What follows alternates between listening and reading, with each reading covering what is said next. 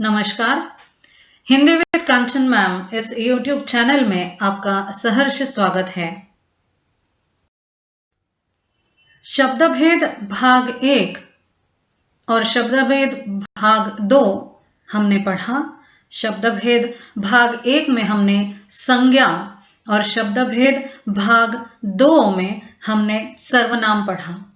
आज का विषय है विशेषण, जो शब्दभेद भाग 3 में है और जिसे अंग्रेजी में एडजेक्टिव कहा जाता है। बच्चों, विशेषण की परिभाषा देखते हैं। विशेषण वे शब्द होते हैं जो संज्ञा या सर्वनाम की विशेषता बताते हैं। ये शब्द वाक्य में संज्ञा के साथ लगकर संज्ञा की विशेषता बताते हैं, यानी संज्ञा के बारे में विशेष जानकारी देने वाले शब्द को विशेषण कहा जाता है। विशेषण विकारी शब्द होते हैं एवं इन्हें सार्थक शब्दों के 8 भेड़ों में से एक माना जाता है। बड़ा, काला, लंबा, दयालु, भारी, सुंदर, कायर, टेढ़ा मेढ़ा, एक, दो, वीर, पुरुष, गोरा, अच्छा, बुरा, मीठा, खट्टा आदि विशेषण शब्दों के कुछ उदाहरण हैं। बच्चों, विशेषण के उदाहरण देखते हैं। यहाँ एक उदाहरण दिया है, राधा बहुत सुंदर लड़की है। अभी इस उदाहरण में हम देख सकते हैं कि राधा क्या है, एक लड़की का नाम है। और नाम, जिस व्यक्ति का नाम, उसे क्या कहा जाता है, संज्ञा। इसीलिए राधा जो है, राधा नाम एक संज्ञा है। तो संज्ञा के बारे में विशेष जानकारी देने वाला शब्द कौन सा है, सुंदर। सुंदर शब्द एक विशेषण है जो संज्ञा शब्द की विशेषता बता रहा है। चूंकि सुंदर शब्द संज्ञा की विशेषता बता रहा है, इसीलिए यह शब्द विशेषण कहलाएगा। अब हम देखते हैं कि सुंदर शब्द संज्ञा की विशेषता बता रहा है। सुंदर शब्द संज्ञा क्या है, राधा। तो राधा के बारे में जो विशेष जानकारी देने वाला शब्द कौन सा है, सुंदर। इसीलिए सुंदर शब्द संज्ञा की विशेषता बता रहा है, इसीलिए यह शब्द विशेषण कहलाता है।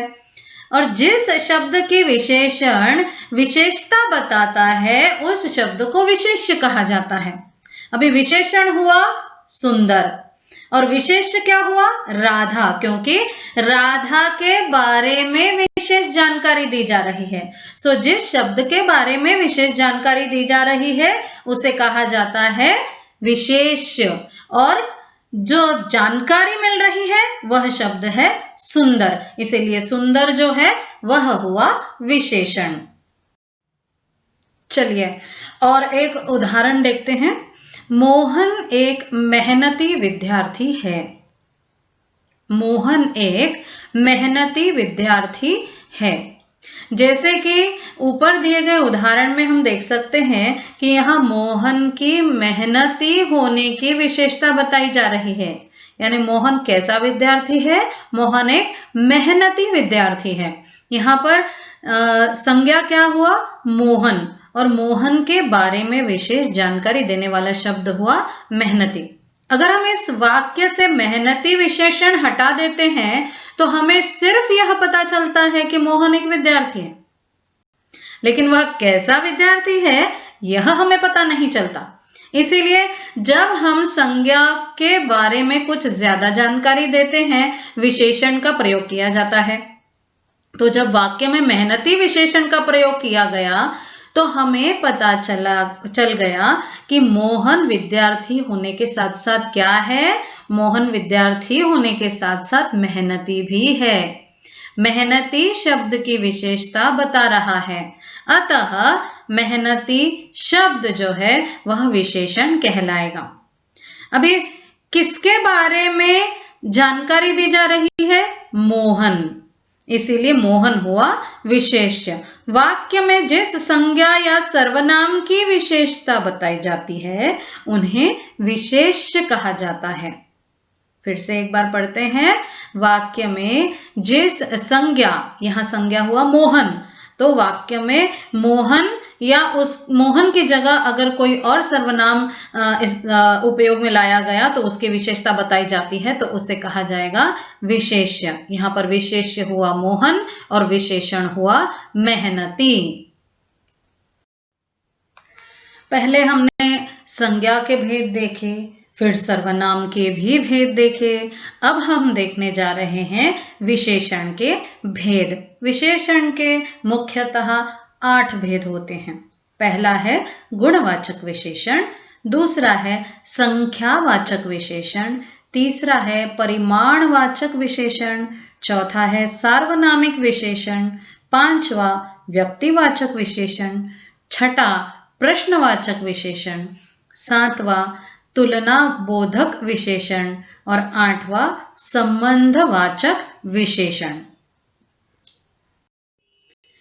पहला विशेषण देखते हैं गुणवाचक विशेषण। बच्चों, ये जो शब्द है गुणवाचक, इसी में ही आपको समझ में आ जाता है कि ये कैसा प्रकार है। तो जो विशेषण हमें संज्ञा या सर्वनाम के रूप, रंग आदि का बोध कराते हैं, वे गुणवाचक विशेषण कहलाते हैं। उदाहरणार्थ, ताजमहल एक सुंदर इमारत है। अब ताजमहल हुई संज्ञा, लेकिन उसका गुण क्या है? वह सुंदर इमारत है। कैसी इमारत है? सुंदर। सुंदरता यह गुण है। जयपुर में पुराना घर है। जापान में स्वस्थ लोग रहते हैं। मैं ताजा सब्जियां लाया हूं।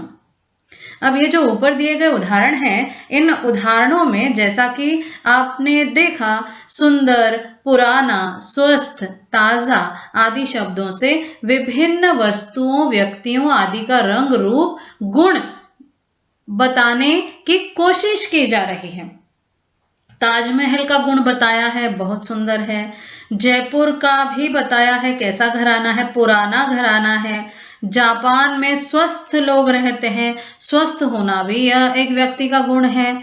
मैं ताजा सब्जियां लाया हूं। अभी ताजा, यह जो है, यह सब्जियों के बारे में विशेष जानकारी देने वाला शब्द है ताजा, इसीलिए यह जो है, यह गुण हमें यहाँ पर दर्शाते हैं, तो इसे कहा जाता है गुणवाचक विशेषण। दूसरा विशेषण का भेद देखते हैं, संख्यावाचक विशेषण।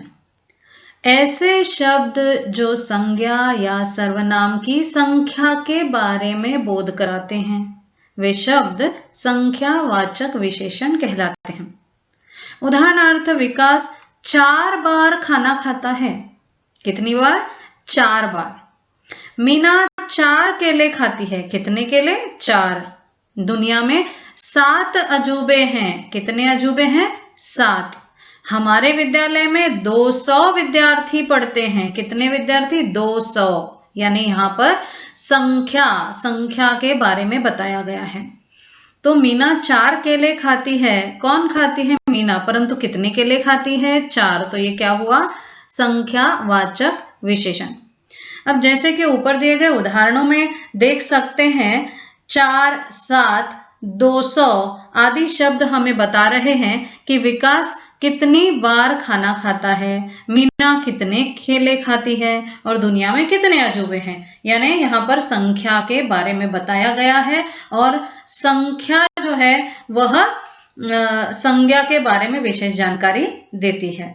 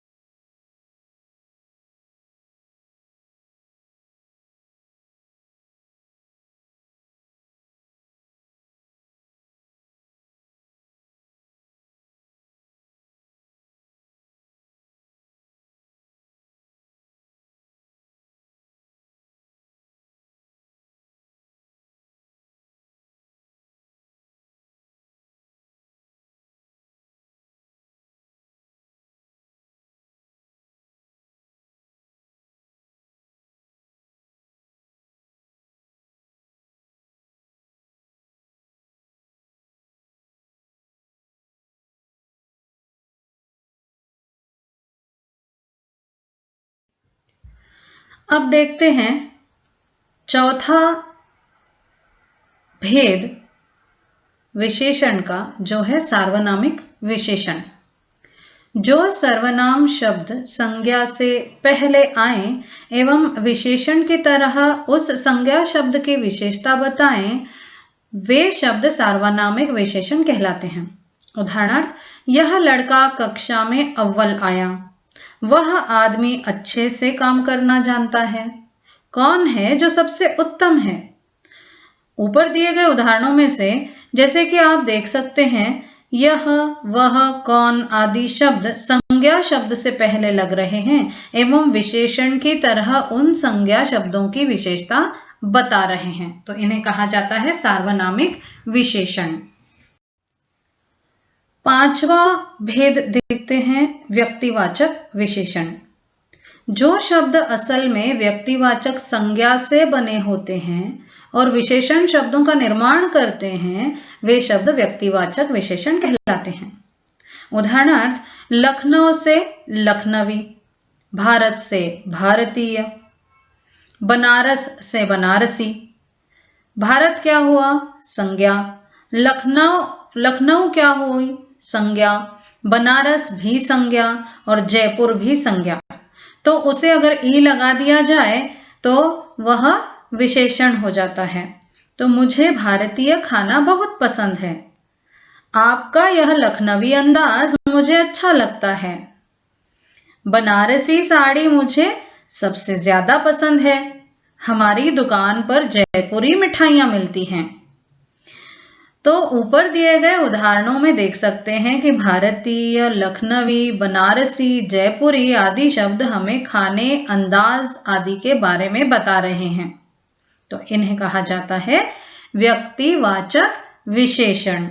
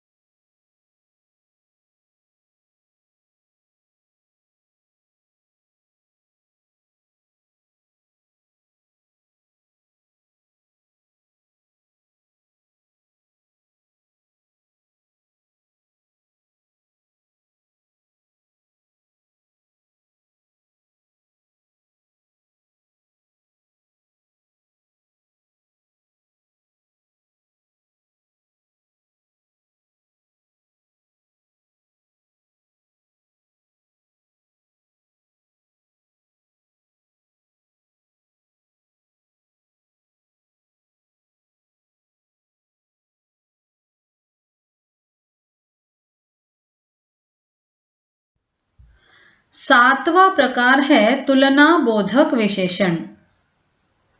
जैसे कि हम सभी जानते हैं, विशेषण शब्द संज्ञा या सर्वनाम की विशेषता बताते हैं, लेकिन कई बार दो वस्तुओं के गुण दोष आदि की तुलना की जाती है।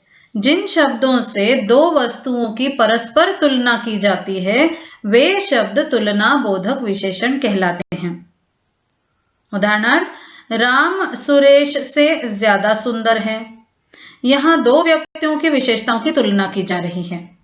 किसकी किसकी? राम और सुरेश की। जिंदगी में एक शेर की भांति निडर होना चाहिए। यहां पर किसकी तुलना की जा रही है? जिंदगी की शेर के साथ। मिल्खा बोल्ट से ज्यादा तेज भागता है। मिल्खा और बोल्ट की तुलना की जा रही है। सभी महासागरों में प्रशांत महासागर विशालतम है। अभी सभी महासागर और प्रशांत महासागर, इन दोनों की तुलना की जा रही है और इसके लिए जो शब्दों का उपयोग किया गया है वो है विशालतम। ऊपर दिए गए उदाहरणों में जैसे कि आप देख सकते हैं, निडर, ज्यादा तेज, विशालतम आदि शब्दों का प्रयोग किया गया है। यानी इन शब्दों से दो व्यक्तियों की या दो वस्तुओं की तुलना की गई है, तो वह शब्द कहलाते हैं तुलना बोधक विशेषण।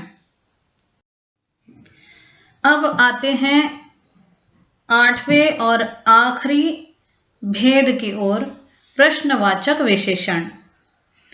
प्रश्नवाचक इसी शब्द में हमें समझ में आता है कि जिन शब्दों से प्रश्न पूछे जाते हैं वे प्रश्नवाचक विशेषण भी हो सकते हैं। ऐसे शब्द जिनका संज्ञा या सर्वनाम में जानने के लिए प्रयोग होता है, जैसे कौन, क्या आदि, वे शब्द प्रश्नवाचक विशेषण कहलाते हैं।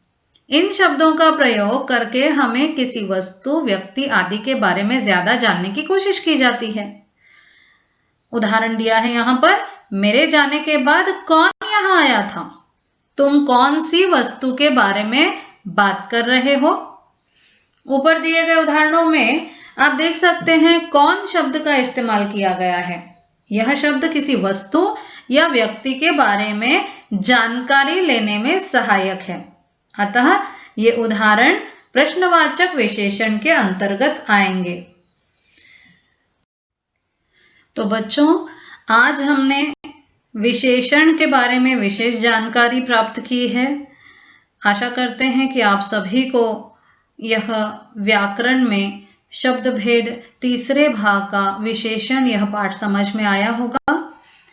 अधिक जानकारी के लिए आप 9422081128 पर कॉल कर सकते हैं। धन्यवाद।